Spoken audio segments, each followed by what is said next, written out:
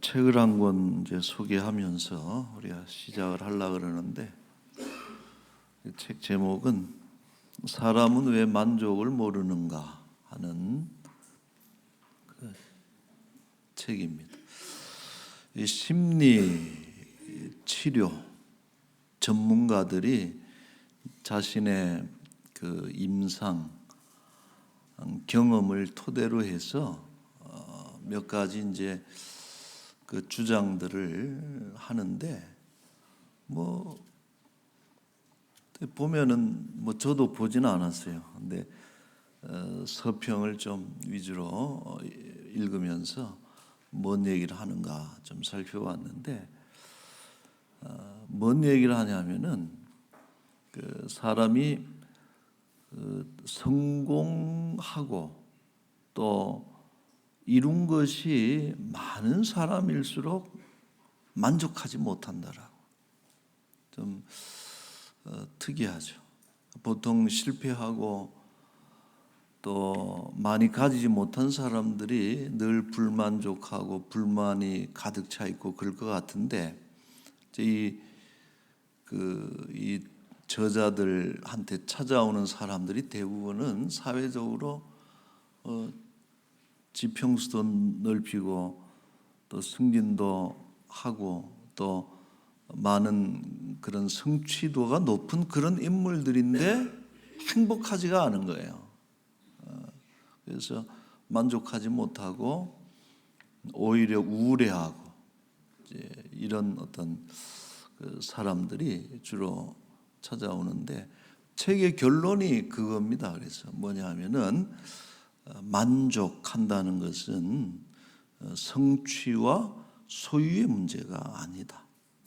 그러니까 뭔가를 이루었다 또 혹은 가졌다 하는 것으로 인해서 사람들이 만족하는 것이 아니고, 이것은 마음의 문제다라고, 내면의 문제, 이런 결론을 적고 있습니다.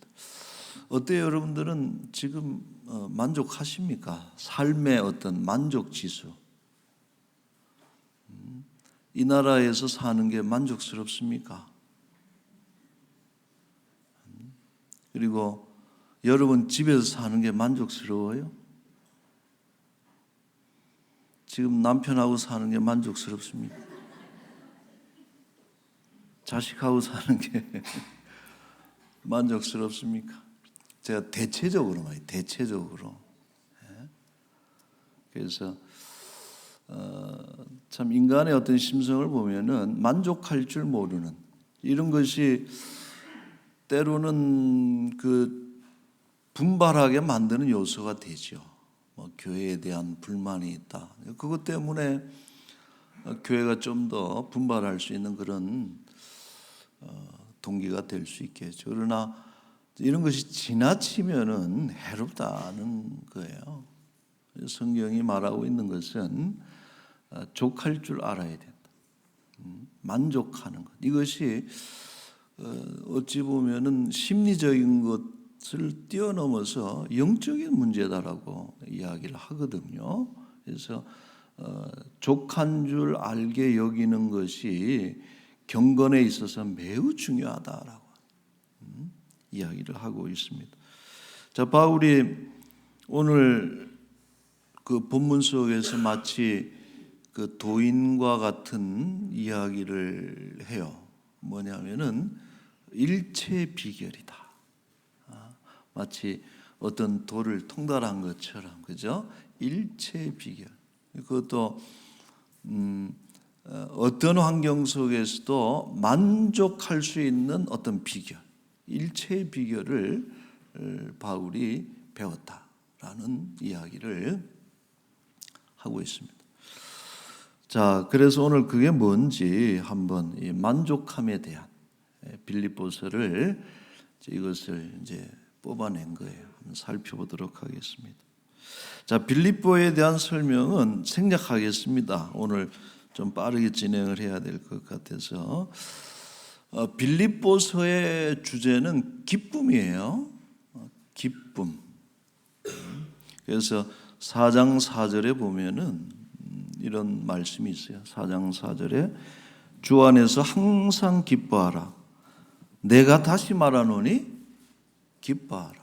그러니까 바울은 첫째도 기쁨이고 둘째도 기쁨이고 아마 세 번째 또 말한다면은 역시 기뻐하라 하는 이 기쁨에 대한 주제가 이제 기쁨, joy, 영어로는 joy, 그리고 헬라어로는 아주 이쁩니다. 단어가 카라입니다. 카라. 그래서 카라, 기쁨은 카라, 헬라어로 기뻐할 것에 대해서. 자, 그런데 바울이 지금 옥에 있거든요. 우리 에베소, 빌립보, 골로새, 빌레몬 네 개의 서신이 다 옥중 서신이라 그랬잖아요. 로마의 옥에서 쓴 편지인데 과연 감옥에서 뭘로 기뻐할 수 있을까? 감옥에 있는 것이 뭐가 기쁠까? 이런 질문을 던져볼 수 있겠죠. 자, 비슷한 맥락인데 바울은 또 이렇게 말합니다. 11절 말씀에 보면은 나는 어떤 형편에서든지 자족한다. 자족. 스스로 족하게 이제 여긴다. 그게 중요하죠. 누가 뭐 남이 뭐라 그러든 어떻게 당신 사는 거 보니까 참 불만족스럽겠네 이런 것이 아니고 자기가 만족하면 되는 그걸 자족이라는 거예요. 바울이 아주 광활한 얘기를 하는데 나는 어떤 형편에서도 스스로 족하게 여기는 그런 사람이다 하는 이런 선언을 하는 것이죠. 자, 어찌 보면은 여러분 바울의 강점이 이런 겁니다. 바울이 뭐 논리적으로 혹은 또 복음의 경험이라든지 뭐 이런 것도 참 전도자로서 상당한 그 장점이지만은 바울의 강점은 이런 흔들리지 않는 멘탈, 우리가 멘탈이라 그러잖아요. 이런 멘탈리티, 어떤 환경 형편 속에서도 마음의 평정, 나는 만족한다, 나는 기쁘다. 이런 것이 아마도 바울로 하여금 하나님께서 바울로 하여금 세계 선교의 이방인 선교에 있어 선봉장으로 삼았던 그런 어떤 그 요소가 아닌가 이런 생각을 합니다. 자, 바울이 또 이런 말 했어요. 18절입니다. 4장 18절에 보면은 내게는 모든 것이 있고 또 풍부한지라. 여러분 이것도 이상한 말이에요. 지금 감옥에 있으면서 모든 것이 있다 그러거든요. 그리고 풍부하다 그러고 풍족하다 그러고. 자, 그래서 우리는 이 시점에서 좀 눈치채야 될 게 있어요. 뭐냐면은 지금 바울이 풍족하다, 만족한다라고 하는 이런 표현이 우리가 쓰고 있는 사용법하고는 좀 다르다는 것을 좀 알아야 됩니다. 우리는 주로 언제 만족해요? 언제 만족합니까? 가득 차 있어야 이게 만족하다 그러지. 밥도 많이 먹어야 이제 풍족한 거 먹을 게. 또 비싼 거 먹어야 또 만족하는 것이고. 이런 것이 우리가 쓰는 어떤 용법인데 바울이 쓰는 방식은 좀 다르다는 거예요. 바울이 풍족하다, 풍부하다. 이런 어떤 의미가 뭐냐? 그것을 알려주는 구절이 바로 19절에 나옵니다. 19절인데 이건 같이 한번 읽어볼까요? 나의 하나님이 그리스도 예수 안에서 영광 가운데 그 풍성한 대로 너희 모든 쓸 것을 채우시리라. 아멘. 하나님은 채워주시는 분이죠. 우리의 부족함을 채워주시는 분인데, 근데 여기에 보면은 모든 쓸 것을 채워주신다 그러거든요. 그냥 마냥 채워주시는 분이 아니라 뭘 채워주세요? 쓸 것을 채워주신다. 그 쓸 것이라고 하는 뭡니까? 성경 원문을 보면은 그 필요라는 뜻이에요. 필요. 영어로 needs로 이렇게 번역을 하고 있습니다만은 하나님은 우리를 채워주시는 분인데 뭘 채워주냐 하면은 그냥 마냥 다 채워주시는 것이 아니라 우리가 필요한 것, 결핍해서 너무나 필요한 것들을 채워주시는 분이 하나님이시다라고. 자, 그래서 여기서 바울이 족하다라고 하는 것은 뭘 얘기하냐면은 다른 것이 아니라 감옥에서 이 정도면 족하다는 뜻이에요. 여러분, 감옥에서 뭘 어떻게 해야 되겠어요? 감옥에서 뭐가 있어야 족하겠어요? 코스 요리를 먹어야 되겠어요? 아니면은 비데를 가진 화장실을 한 대씩 다 갖고 있어야 되겠어요? 열악하죠. 참 형편없는 환경이지만은, 그러나 그 안에서 내가 필요로 하는, 지금 감옥에 들어온 것도 마냥 나쁜 일은 아닌 것이, 이것을 통해서 오히려 복음이 더 전파되는 일에 사용되어지는 그런 것이기 때문에 이곳에 왔는데, 그런 일들을 함에 있어서 부족함이 없다라고. 감옥에 있으면서 이 정도면 괜찮은 거지 하는 그런 얘기예요. 여러분, 연세 드신 분들이 나이가 70, 80, 90이 돼가지고 안 아프면 이상하지, 뼈가 삐그덕거리지 않으면 이상하지.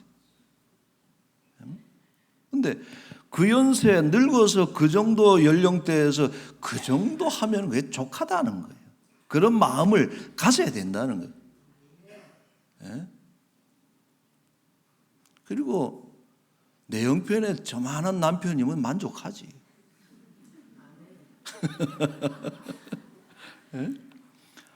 아니, 나같이 참 못난 사람한테 저런 자식이면 과분하지. 그런 거예요, 만족함이라고. 여러분, 이스라엘 백성들이 광야에서 뭐라고 난리를 칩니까? 불만을. 뭐 고기 먹여달라고 그러고, 뭐 좋은 데서 재워달라고 그러고. 여러분, 광야에서 물 마시고 물 있고 그 다음에 매일 먹을 거 내려오지, 뭐가 그러면 그건 만족하는 거지. 광야에서 거기다가 가끔 오아시스도 나오죠. 그리고 게다가 여러분, 구름기둥 불기둥으로 하나님께서 밤낮으로 보초를 세워가지고 호위해서 가는 거는 그건 호사를 누리는 것이지. 광야 인생길에 이 정도면 족하지. 내 인생에 나 같은 사람에게 지금 이것은 너무나 감사할 일이지. 이런 것을 족하게 여기는, 우리 지족한다 그래서 이런 것이 필요하죠. 자, 제가 좀 유식한 표현을 좀 하나 옮겨보자면은, 그 노자의 도덕경에 지족불욕 지지불태라는 이제 표현을 쓰고 있는데, 이제 그 뜻이 뭐냐면은 족할 줄 알면 욕됨이 없고 멈출 줄 알면 위태롭지 않다라. 참 우리 뭐 세상 지혜지만은 우리가 배울 만하죠. 만족할 줄 모르면은 반드시 위태로워진다. 욕됨이 있다. 욕됨이 있어. 얼마나 많은 우리 인생들이 만족하지 못하고 달려가다가 수치를 당하고 말이에요. 멈추지 못해서 무너지는 그런 인생들이 얼마나 많아. 그게 참 귀한 지혜입니다. 멈출 줄 알아야 되고 족할 줄 알아야 된다.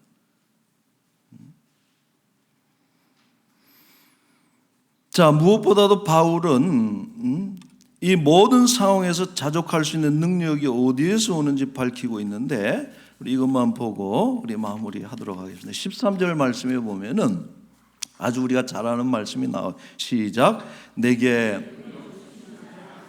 내가 모든 것을 할 수 있느니라. 자, 이 말씀에서 모든이라는 것을 우리가 오해해서는 안 된다라고. 만능을 뜻하는 표현이 아닙니다. 하나님은 만능이죠. 전능하신 분이죠. 우리에게 모든 것을 다 하게 하실 수 있는 분이지만은 절대 우리에게 만능을 허용하시지 않습니다. 여기서 모든이라고 하는 뜻은 뭐냐 하면은, 잘 들으세요. 이거는 그때그때 필요한 것들을 채워주시고 그 때를 따라서 능하게 하시는 매우 적절한 은혜를 뜻한다. 그래서 제가 제목을 하나 붙였어요. 그게 TPO 은혜다. 뭡니까? 때에 맞고 또 장소에 맞고 그 경우에 맞는 은혜. 하나님 우리에게 은혜를 어떻게 주십니까? 달라 그러면 있는 거 다 주시는 분이 아니에요. 그때 거기에 그 시간에 그 환경에 그 상황 속에서 적합한 은혜를 적절하게 주시는 방식이 하나님의 방식이다라고. 그래서 여러분 감옥 안에 있는 자에게는 감옥 안에 있는 이에게 적합한 은혜를 주시는 거예요. 병든 자에게는 병들어서 죽을 것 같고 소망이 없는 것 같고 못 살 것 같고 그러지만은 하나님께서는 병으로 인해서 투병하고 있는 인생들에게는 거기에 맞는 적합한 은혜를 주시는 거예요. 그러니까 그런 열악한 환경 속에서도 감사하는 것이 하나님 이런 상황 속에서 이런 은혜를 주시니 내가 너무나 감사하다. 내게 능력 주시는 자 안에서.